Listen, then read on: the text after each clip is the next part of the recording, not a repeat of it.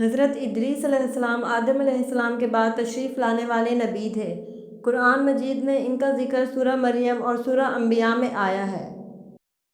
ان آیات میں اللہ تعالیٰ نے انہیں صادق و نبی اور بلندی مقام دینے والا قرار دیا۔ روایات کے مطابق آپ قلم کے موجد اور کپڑے سلائی کے اولین استاد تھے۔ آپ ستاروں کا مطالعہ کرتے، علم، ریاضی اور فلکیات میں مہارت رکھتے تھے۔ لوگوں میں فتنہ اور شرک بڑھنے پر اللہ نے آپ کو ہدایت کی دعوت دینے کا فریضہ سونپا۔ آپ نے بت شکن مہم چلائی اور سچائی کا پیغام پہنچایا۔ نبی کریم صلی اللہ علیہ وآلہ وسلم کے معراج کے واقعے میں حضرت ادریس علیہ السلام کو چوتھے آسمان میں دیکھا گیا۔ یہاں جبرائیل نے آپ کو پیش کیا اور کہا، یہ ادریس ہیں۔ اس سے معلوم ہوتا ہے کہ آپ کو اللہ نے بہت برتری دی۔ علم و عمل اور صبر و استقامت آپ کی سب سے بڑی وراثت ہے۔